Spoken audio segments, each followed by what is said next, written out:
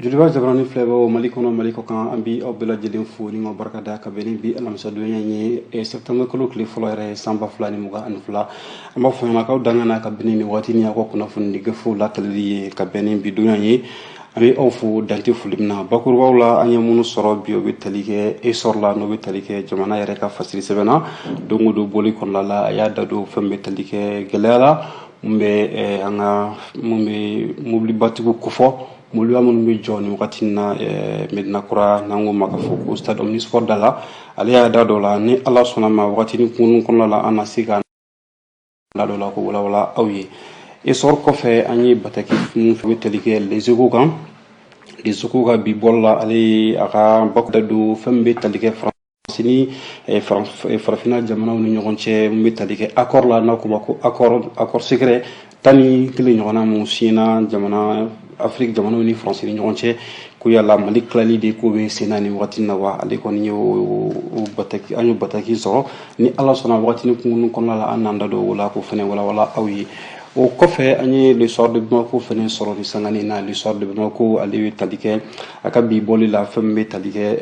l'ONU reconduit pour un an les sanctions contre les individus qui entravent l'application de l'accord d'Alger femme talike accord d'Alger ka bela jeli ma do mali basigili di ko fo e wa ONU woni ya yira ka foko femme mama be no bibi na ka foko lu koni kelemi ka ko do ngalamala ko ka nyangli bi olu kan ka beni sangeli yere fene hukumu kon lay ananda do fene na son de soit mako ka fasiridu ni ala sonna ma o kofe ani bataki mu sorobe talike nouvelle horizon na ami nouvelle horizon ma bela jeli fene fu fambe talike bela jeli mi munisma fene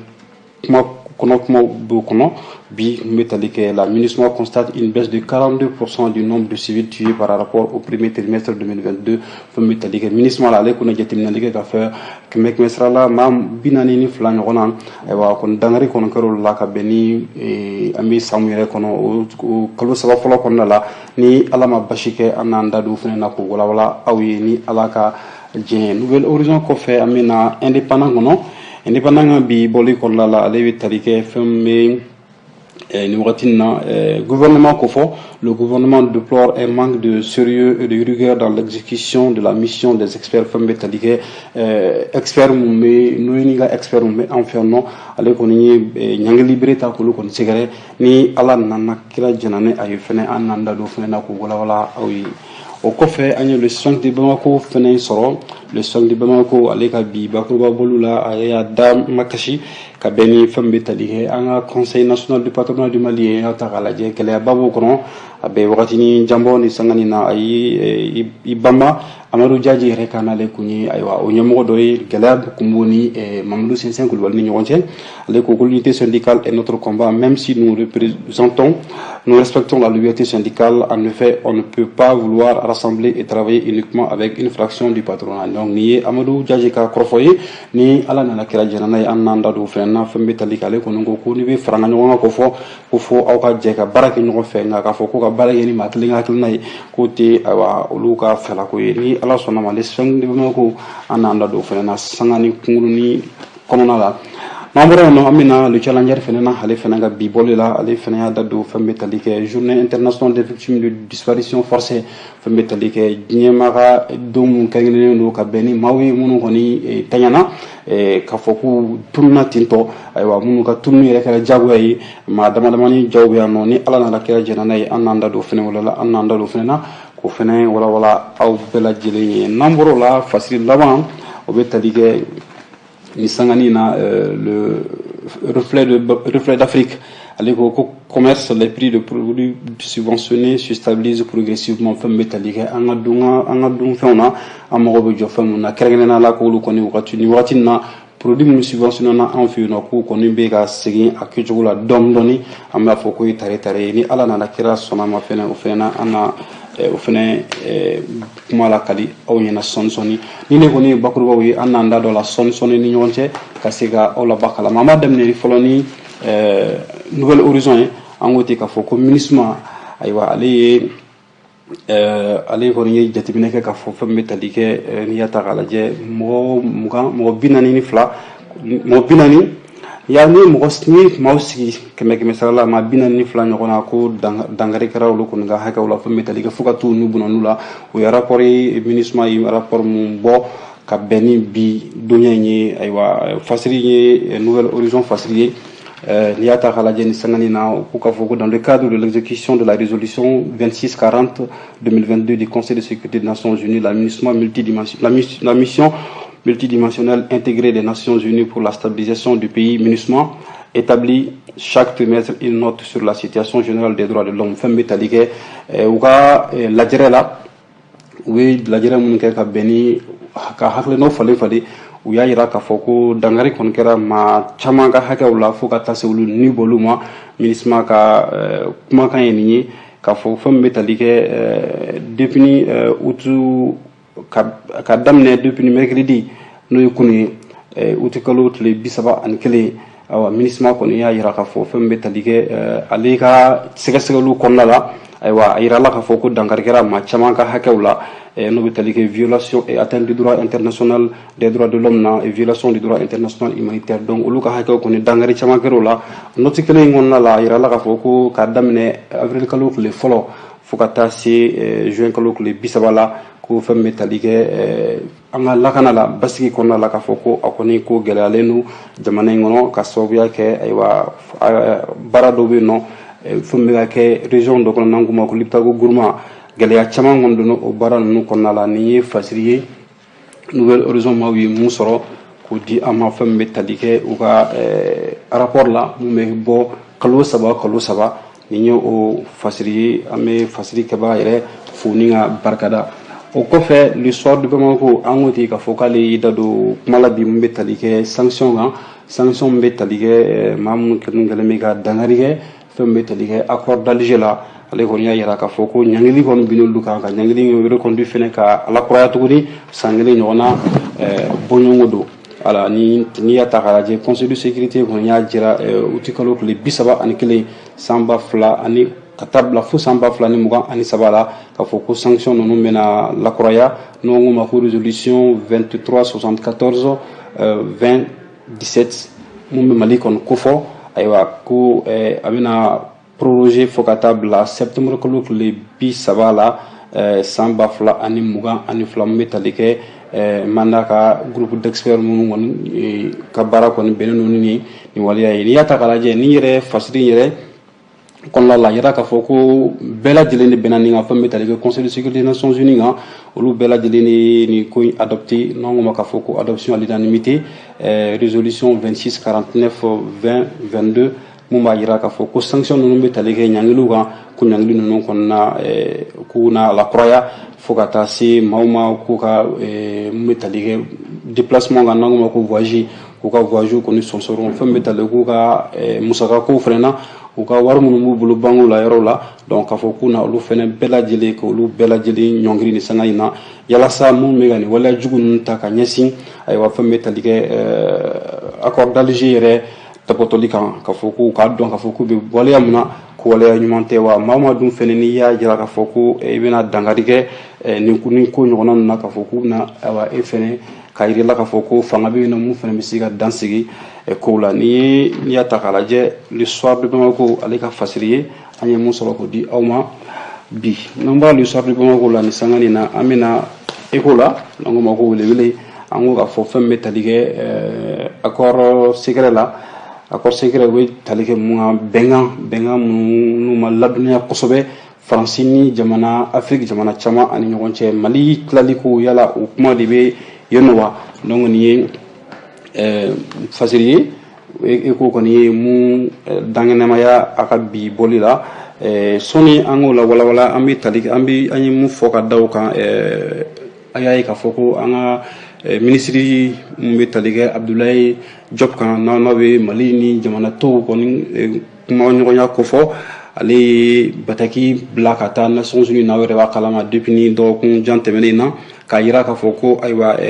Faransi bɛ ka waleya minnu kɛ an ka jamana kɔnɔ k'a fɔ k'olu tɛ waleya ye ayiwa a ko ninnu kɔni kɔnɔna la maliyɛn caman kɔni ye u yɛrɛ ye kuma in kɔnɔna la maliyɛn caman y'a ye k'a fɔ ko ayiwa ko nin ye an ka kɛbaga ye n'i y'a ta k'a lajɛ an ka journaliste ba dɔ bɛ yen nɔ n'an ko ma ko Seydou Traoré ale fana ye activiste ye ale ko ko fɛn bɛ tali kɛ an ka nin baara in kan n'an y'a waleya utukalo tile 16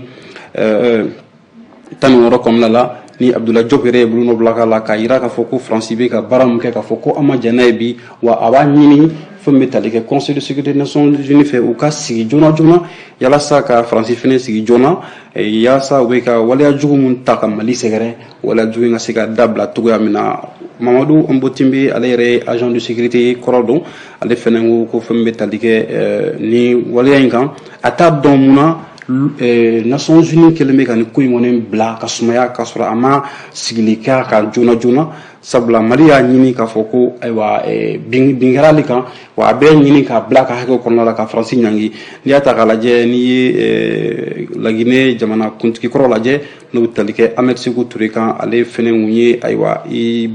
a ye balamini a ka jamana ni jamana tɔw ni ɲɔgɔn cɛ ka bɛn ni waleya jugu minnu kɔni taara k'a ka jamana fɛnɛ sɛgɛrɛ n'o tɛmɛna ka bɔ yen nɔ Djimi Traoré ale fɛnɛ ye maliyɛn ye école karamɔgɔ don ɲininikɛla fɛnɛ don ale fɛnɛ ko ayiwa ko Mali kɔni ale b'a bisigi k'a fɔ ko Mali ye nin baara min kɛ ayiwa dalu jɔnjɔn bɛ Mali bolo mun b'a a bila k'a fɔ ko Faransi kɔni kɛlen bɛ ka waleya jugu ta ka a ka jamana sɛgɛrɛ Burema Traoré ale yɛrɛ fɛnɛ ye juriste ye ale ko n'i ye nin ta k'a lajɛ Faransi sɔrɔsiw kɔni bɛɛ lajɛlen b'a dɔn k'a fɔ k'u kɔni tun bɛ ayiwa maramafɛnw di banbagaciw ma k'ale fɛnɛ k'u tun bɛ fɛn bɛ tali kɛ kunnafoniw na k'u tun bɛ kunnafoniw fɛnɛ sɔrɔ k'o di banbagaciw ma mais a n'a ta o ta diɲɛ tɔn telesoba dɔ bɛ yen nɔ minnu kɔni kun y'a yira k'a fɔ ayiwa ko ni Mali ye waleya mun ta ka Faransi sɛgɛrɛ ko waleya juguba de don nin ye fasiri ye nin ye kumakan ye minnu bɔra maliyɛn caman yɔrɔ la ka bɛn ni ayiwa Mali ye hakilina mun sɔrɔ ka ɲɛsin Faransi ma ka yira k'a fɔ ko Faransi de bɛ ka banbagaci waleya ninnu kɔni juguruma dondon an ka jamana kɔnɔ an ko k'a fɔ fɛn bɛ tali kɛ halisa ECHO kan ale kumana fɛn bɛ tali kɛ accord kan accord min bɛ Faransi ni Afrique jamana caman kɔni ko fɔ n'an ko ma ko accord 11 accord secret ayiwa minnu signa Faransi ni fɛn caman ni ɲɔgɔn cɛ OCRS Modibo Keita la France et l'Azawad donc ni kɔni ye ayiwa bataki ye an ye mun bɔ ECHO kɔnɔ n'i y'a ta k'a lajɛ bataki yɛrɛ Amadou Aliou Ndiaye ale ye ayiwa juge ale yɛrɛ fɛnɛ ye comment dirais-je Cour suprême ɲɛmɔgɔ kɔrɔ ye awa officier l'ordre national do ale de ja de bɛ nin waleya in kɔnɔ kuma caman bɔra a kɔnɔna la ayiwa ni maa minnu garisɛgɛ donna sɛbɛnfura in na i na se k'a ta ka se ka a faamuya kosɛbɛ sabula wagati tɛ an bɔ ka se ka an da dɔ la ka bɛɛ lajɛlen walawala an y'a fɔ k'a fɔ ko reflet de Bamako ale fɛnɛ ye i da don kumakan na bi mun bɛ tali kɛ an bɛ fɛn minnu dun anw fɛ yen nɔ ka caya n'i y'a ta k'a lajɛ wagati kun kɛra olu kɔni ko kun kɛlen don baara ye sabula kun sɔrɔli kɛra anw fɛ yen ayiwa kataba naani fɛn caman kɔni sɔngɔ caman kun yɛlɛnna jamana ɲɛmɔgɔw yɛrɛ ye conseil des ministres kɛrɛnkɛrɛnnen kɛ ka bɛn ni lahalayaw ye yalasa prix minnu bɛ k'a fɔ est-ce que prix ninnu bɛ ani sababa don ayiwa reflet d'Afrique kɔni ko k'a fɔ ko an bɛ sanga de min na ko bi kɔni ko kow bɛ ka segin u nɔ la dɔɔni n'i y'a ta k'a lajɛ fɛn bɛ tali kɛ gɛlɛya kan gɛlɛya min bɛ maliyɛn denw bɛɛ lajɛlen kan sabula gɛlɛya bɛ yen nɔ bi bɛɛ lajɛlen b'o dɔn ka daminɛ depuis wagati jan fo ka taa se ayiwa san 2021 laban na maliyɛnw ye gɛlɛya caman sɔrɔ ka bɛn ni ayiwa fɛn minnu bɛ dun anw fɛ yen nɔ ka caya o hukumu kɔnɔna la opération dɔ kun kɔni sigira anw fɛ jamana ɲɛmɔgɔw fɛ yalasa ka se ka maaw ladɔnniya prix kow la ayiwa fɛn min bɛ tali kɛ soro busobaw fɛnɛ na olu fɛnɛ ka bɔ fɛn caman kalama k'a yira k'a fɔ ko gɛlɛya bɛ yen nɔ donc bɛɛ lajɛlen kan ka se ka fara ɲɔgɔn kan yalasa degun min bɛ maliyɛndenw kan ka se ka to u ta ka b'u kan nka an bɛ se k'a fɔ ko bi bi in na alihamudulilayi jamana ɲɛmɔgɔw yɛrɛ ka cɛsiri n'u ka barika kaban ayiwa bi an bɛ se k'a fɔ ko prix kɔni bɛ ka sigi u cogo kɔrɔ la dɔɔni dɔɔni nin ye tare ye ayiwa an bɛ jamana ɲɛmɔgɔw fo o waleya la k'u waleɲuman dɔn n'an b'o la an bɛna don fɛn min bɛ tali kɛ indépendant kɔnɔ an ko ko indépendant kɔni y'a yira k'a fɔ gouvernement ale kɔni ye ayiwa a bisigi k'a fɔ ko fɛn min bɛ tali kɛ exécution n'an ko ma ko mission des experts olu minnu bɛ diɲɛ kow dɔn i y'a ta k'a lajɛ wagati tɛmɛnenw na an ye maa dɔw ye mun bɛ tali kɛ hali Alioune Tine kan ale expert des Nations Unies wulila ka awa ɲangili dɔ ta ka jamana sɛgɛrɛ olu Mali kɔni y'a yira a ka fɛnɛ ka rapport kɔnɔna la k'a fɔ ko fɛn minnu fɔra lala a bɛɛ lajɛlen tɛ saba ye parce que a y'a yira k'a fɔ ko fɛn caman kɔni fɔra kuma ninnu kɔnɔna la fɛn min bɛ tali kɛ expert ninnu ka kumakanw na minnu ni maa tɛ se k'a fɔ k'i bɛ se ka kala turu o la nin ye indépendant ka fasiri ye o fɛnɛ kɔfɛ tuguni indépendant kelen y'i da don fɛn min bɛ tali kɛ sanubɔ kan yanfolila ni kɔni kɛra kasaraba ye sabula maa 5 ɲɔgɔnna bɔɲɔgɔnko o kɔni wala olu nitora la ka sababuya kɛ olu ka fɛn min bɛ tali kɛ sanubɔyɔrɔ la awa o kɔni firila ka se ka maa 5 ɲɔgɔnna fɛnɛ nito la nin tɛ kunnafoni duman ye an b'a ɲini jamana ɲɛmɔgɔw fɛ de sa fɛn min bɛ tali kɛ sanubɔyɔrɔw la u ka se ka ayiwa a ko ninnu bɛɛ lajɛlen lajɛ cogoya la yalasa maaw bɛ se ka to dayirimɛ sɔrɔ cogoya min na nka k'a sɔrɔ a ma kɛ ni nibɔ fɛnɛ ye nin ye fasiri ye indépendant ka fasiri kun don an ye mun sɔrɔ bi sɔgɔmada in na ni k'o di aw ma ni an bɔra o la challenger ale fɛnɛ bɛ an bolokɔrɔ ka bɛn ni don kɛrɛnkɛrɛnnen mun bɛ ayiwa maa minnu kɔni tununna jagoya tununi an bɛ se ka fɔ ten tɔ maa dɔw ja bɛ an fɛ yan nɔ an kɔni bɛ maa dama damani dɔn an yɛrɛ baarakɛɲɔgɔn dɔ bɛ tali kɛ Birama la voilà Birama Touré n'ale kɔni ye kunnafonidila ye ale jaabi yan nɔ an bɛ sɔrɔsiw dɔ fɛnɛ na et la situation de nos disparus de la crise donc u bɛ tali kɛ maaw la minnu kɔni tununi jagoyalen fɛnɛ don la journée internationale des victimes de disparition forcée est célébrée le 30 août fɛn min bɛ tali kɛ o don kɛrɛnkɛrɛnnen kɛra ka bɛn ni août kalo tile 30 ye san o san o kɔni o waleya in bɛ lasabati ayiwa nin don ye don belebele ye mun bɛ Mali fɛnɛ permettre k'a ɲini k'a dɔn maa minnu tanyana yala u tanyana cogo di gɛlɛya jumɛn y'u sɔrɔ donc o n'a ɲɔgɔnnaw de don fasiri minnu don ni ko challenger national ka fasiri don n'i y'a ta k'a lajɛ gɛlɛya kɔni don a ko ko gɛlɛya don sabula a ko ko anbara c'est le seul mot qui résume leur état d'âme voilà bangebagaw bɛ yen nɔ mansaw bɛ yen nɔ minnu tɛ a dɔn kɛrɛnkɛrɛnnenya la u ka u denw n'u mɔdenw ni hali u sɔmaw u bɛ lahalaya min kɔnɔ u kɔni tununa ten maa si t'u tunu cogo dɔn ka daminɛ o don na fo bi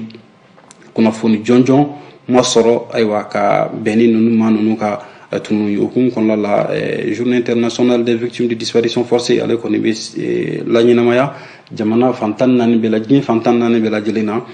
août kalo tile 30 san o san o dati o don ye don belebele ye mun bɛ se ka ninnu fɛnɛ k'a ɲini maa minnu tununa ka se ka hakili jigin kɛ an yɛrɛ baarakɛɲɔgɔn dɔ wɛrɛ fɛnɛ bɛ yan nɔ n'o bɛ tali kɛ journaliste don Olivier Dubois o fɛnɛ jaabi sɛbɛn fura in kɔnɔna la Drissa Sanogo ale yɛrɛ administrateur civil ye Ali Sisi administrateur civil don capitaine Abdoulaye Touré fo ka taa se Birama Touré ma ɲɛda dɔ la ninnu bɛɛ lajɛlen de bɛ nin hukumu kelen in kɔnɔna la maa caman bɛ yen nɔ a na kɛ yɛrɛ dɔw yɛrɛ fɛnɛ kibaruya jɔnjɔn ma se ka sɔrɔ ka dɔn ayiwa nin kɔni ye don kɛrɛnkɛrɛnnen ye ka bɛn ni ninnu ye ka ɲini jamana ɲɛmɔgɔw fɛ fɛnɛ dabali fɛn bɛ se ka tigɛ nin sangani na yalasa ninnu kɔni ka se ka segin sokɔnɔmɔgɔw ma hɛrɛ ani baden na o de ɲininen don u fɛ nin ye challenge national fasiri ye le challenger ye an ye mun sɔrɔ k'o di aw ma bi n'o tɛ n'o le sphinx fɛnɛ bɛ an bolokɔrɔ sɔgɔmada in na le sphinx kɔni y'i da don gɛlɛya la gɛlɛya min bɛ tali kɛ CNPM kan ni CNPM ko fɔ ale bɛ centre conseil national du patronat du ko fɔ min bɛ tali kɛ an ka jamana ɲɛmɔgɔw ka olu kɛlen bɛ ka so min sigi waritigibaw soro bosobagaw ka jakulu bisi wasiga ɲɔgɔn sɔrɔ kun kɔnɔna cogo min na ayiwa ni dun y'a ta k'a lajɛ o jɛkulu in kɔnɔna la gɛlɛyaba bɛ yen nɔ an y'a ye k'a fɔ ko wagati tɛmɛna ɲɛmɔgɔ fila de kun bɛ yen nɔ fɛn min bɛ tali kɛ Amadu Jajedi Amadu Sankare fo ka taa se Mamadu Sɛnsɛn Kulibali la bi ale y'i sɔnni sigi Jaje Amadu Sankare de ka kɔrɔfɔ kan ka yira k'a fɔ ko fɛn min bɛ tali kɛ tɔnnafasa ayiwa k'o ye kɛlɛ de ye ayiwa kɛlɛ min don k'a ka kan ka bɛɛ lajɛlen fana ka hakilina tɔw kɔni tɔpɔtɔ nka ko n'i ko ka maaw fara ɲɔgɔn kan fo bɛɛ lajɛlen ka se ka baara kɛ ɲɔgɔn fɛ k'a sɔrɔ ayiwa i ma maa wɛrɛ fana kɛ bolo kɔfɛ fɛn ye ni kɔni ye Amadu Jaje ka kɔrɔfɔ ye fɛn bɛ tali kɛ ni bataki sɛbɛn in na an y'a fɔ an ɲɛna k'a fɔ ko gɛlɛyaba tun bɛ CNPM kɔnɔna la waati jan tɛmɛnen na ayiwa a kɔni ye interview dɔ accordé Sphinx maaw ye Amadu Jaje yɛrɛ a y'a yira k'a fɔ ko fɛn bɛ tali kɛ gɛlɛya kan gɛlɛya kɔni kun bɛ ni baarakɛyɔrɔ in kɔnɔna la ni sangani na ayiwa ko bɛ ka kɛ yalasa lafiya bɛ se ka na jɛkulu in kɔnɔna la cogoya min na o lafiya ka se ka don a ko mɛ ko n'i y'a ta k'a lajɛ minnu yɛrɛ kɔni kɛlen don ka minnu ka kan ka solution yɛrɛ fana di a ko la k'a fɔ ko ayiwa ko a ko kɔni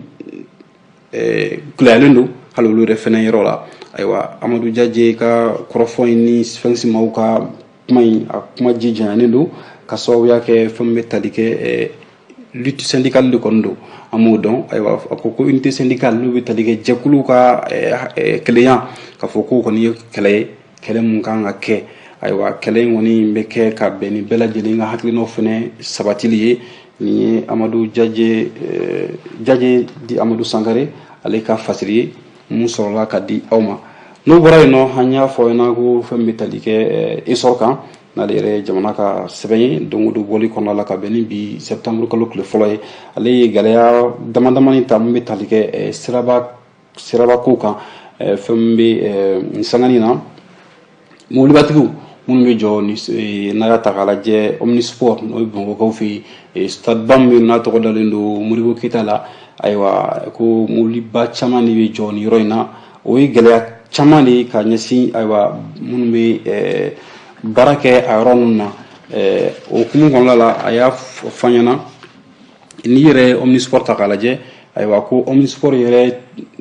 kɛrɛfɛla k'a fɔ ko jɔli tɛ se ka kɛ yen nɔ bilen sabula mobiliba ninnu de kelen bɛ ka t'i jɔ yen na ka balamini kuma dɔ la yɛrɛ u na baara don ayi circulation yɛrɛ fɛnɛ tacogo la nacogo ni tacogo la o hukumu kɔnɔna la ko k'a fɔ ko ninnu kɔni bɛ jɔ jɔcogo bɛɛ la ayiwa k'a fɔ ko jɔcogo min don k'a fɔ ko ayiwa ko maa bɛ se k'a fɔ yɛrɛ k'a fɔ ko a bɛ a lakanalen don ayiwa k'a fɔ ko o kɔni tɛ se ka fɔ sabula Bamako capitale n'i y'a ta k'a lajɛ n'i ye Omnisport kɔ fɔ a bɛ Bamako nima yɔrɔ yɛrɛ de fana kɔ fɔ ayiwa o don hukumu kɔnɔna la k'a fɔ ko tuma min na k'olu ka équipe bɛ passé n'o bɛ tali kɛ u ka reporter kan ayiwa u y'a ye k'a fɔ ko Omnisport yɛrɛ bɛ Bamako commune filanan de fɛ k'a kɔni ko kɔni kelen bɛ baaraba ye ayiwa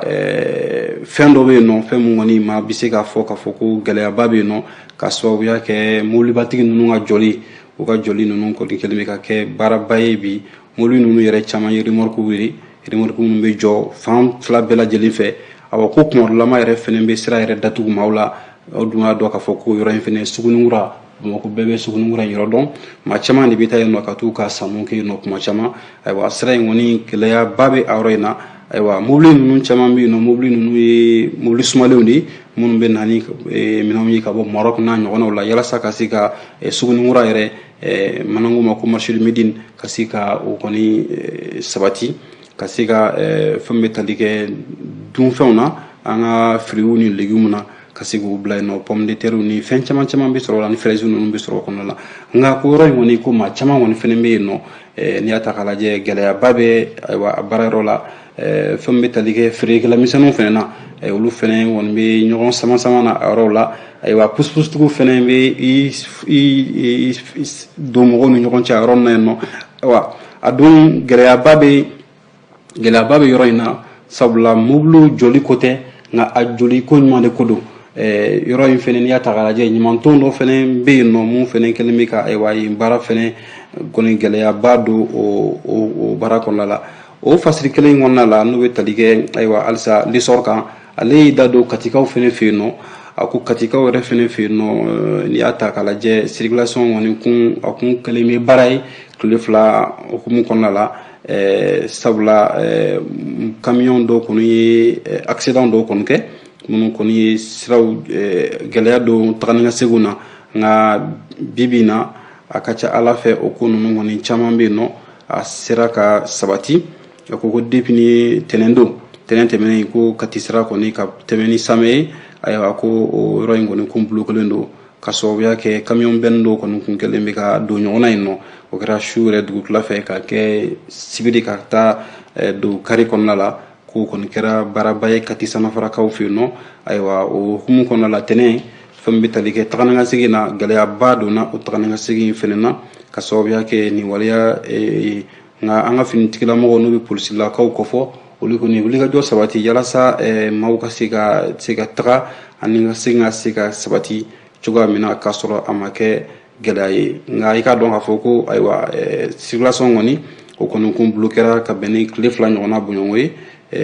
donc camion ba ninnu ka hukumu kɔnɔna la ni dun y'a ta la k'a lajɛ fɛnɛ camion ninnu caman bɛ bɔ Senegal Mauritanie yalasa ka Bamako magɛn ka na ni minɛnw ye yalasa maaw ka se ka ayiwa se ka u mago ɲɛnabɔ cogoya min na o hukumu kɔnɔna la ko ni waleya jugu in kɔni kun ye fɛn bɛ tali kɛ tagani ka segin na a kun ye gɛlɛyaba don o baara la ayiwa nka an bɛ don min na ko bi alhamdulilayi o gɛlɛya in fɛnɛ taara ka bɔ yen nɔ an bɛ halisa to fɛn bɛ tali kɛ an ka gafe kɔnɔ n'o bɛ tali kɛ essor kan moptikaw fɛ yen nɔ musow dɔw kɔni ko k'a fɔ k'olu kɔni labɛnnen don nin sanga in na k'u sen don politiki tɔn na n'i y'a ta k'a lajɛ musow ka ayiwa politiki kow olu ka u fɛrɛba tɛ nka moptikaw kɔni fɛ yen nɔ ni musolakaw ninnu kɔni y'a bisigi k'a fɔ ko ni ala sɔnna ma olu na labɛnw sabati yalasa fɛn bɛ tali kɛ kalatafiliw ka fɔ ka taa politiki bunanko kɔnɔna la k'olu na wulikajɔ kɛ yalasa ka se k'u labɛn ka ayiwa u sen don a ko la sabula n'i ko do i ko muso n'i ko jamana i ko muso foyi tɛ taa muso kɔ o hukumu kɔnɔna la moptikaw kɔni hakilinen sɔrɔ o de hukumu kɔnɔna la formation dɔ kɔni kɛra ka bɛn ni moptikaw yɛrɛ fɛ yen nɔ ayiwa o formation yɛrɛ hukumu kɔnɔna la projet dɔ kɔni mun bɛ musow ka wulikajɔ wala n'an bɛ se k'a fɔ ten wulikajɔ kɔni sabati fɛn bɛ tali kɛ jamana politikiw n'a ko bɛɛ lajɛlen na wa formation yɛrɛ hukumu kɔnɔna la cadre dɔw kɔni cadre de concertation des femmes de Mopti n'an ko ma ko ACC FM olu kɔni y'a jira k'a fɔ ko ayiwa ni initiative ye MINUSMA ka hakilina ye MINUSMA yɛrɛ dɛmɛba don hakilina in na depuis ni san 2018 kɔnɔna la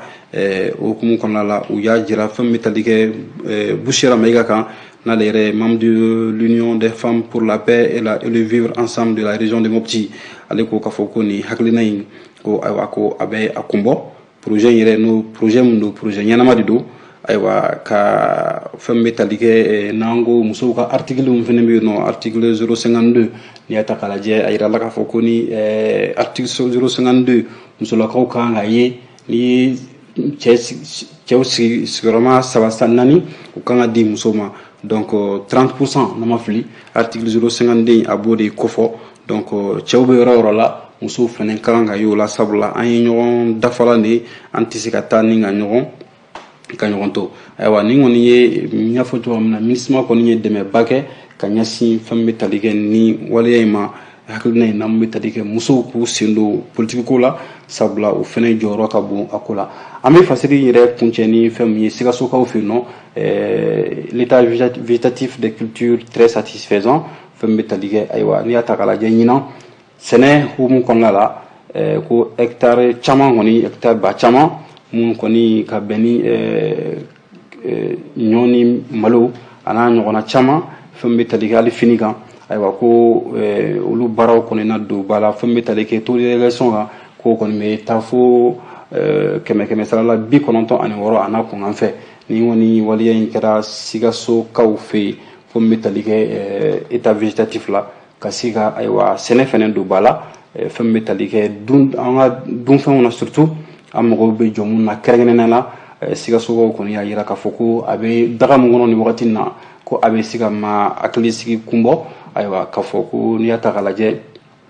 nin sanga in na Sikaso bɛ Mali ni Côte d'Ivoire frontière Burkina a b'olu de ni ɲɔgɔn cɛ fo ka taa se Guinée yɛrɛ ma alors n'i y'a ta k'a lajɛ yɔrɔ min don yɔrɔ barikama don ka bɛn ni ayiwa sɛnɛ yɛrɛ nasira ye o hukumu de kɔnɔna la nin yɔrɔ in ayiwa a ka kan sous région yɛrɛ kɔnɔna la fɛnɛ a ka se ka balo di bɛɛ lajɛlen ma sabula ni yen mɔgɔw kɔni y'u banban a ka ca Ala fɛ fɛn min bɛ tali kɛ sous région kan i n'a fɔ an y'a fɔ cogoya min na Côte d'Ivoire Burkina fo ka taa se Guinée ma nin bɛ se ka ninnu bɛɛ lajɛlen labalo ka sababuya kɛ Côte d'Ivoire Sikaso yɛrɛ dugukolo yɛrɛ taacogo ye ayiwa nin ye bataki ye bataki mun ni an y'a bɔ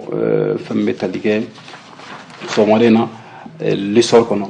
o na dansigi an ka bi laseliw bɛɛ lajɛlen na an bɛ aw bɛɛ lajɛlen fo ka barikada ka kɔn bi ɲɛ aw yɛrɛ b'a dɔn k'a fɔ ko jamukan in bɛ lase aw ma Amadu Jalo de fɛ nka ayiwa bi ale farimanda la ale nɔnabila yɛrɛ fɛnɛ n'o bɛ tali kɛ Musa Teminela ale fɛnɛ farimanda a la an bɛ dugawu don de ko bɛɛ lajɛlen yarabi Ala k'u bɛɛ kɔrɔ wala k'u bɛɛ wuli hɛrɛ la Ala ka ayiwa kɛnɛya sabati Maliɲɛndenw bɛɛ lajɛlen an bɛ aw bɛɛ lajɛlen fo ni ka barikada dibila baarakɛlaw an bɛ aw yɛrɛ fo dante foli min na an b'a fɔ an na k'aw kan bɛn diɲɛ waati wɛrɛ wasalaam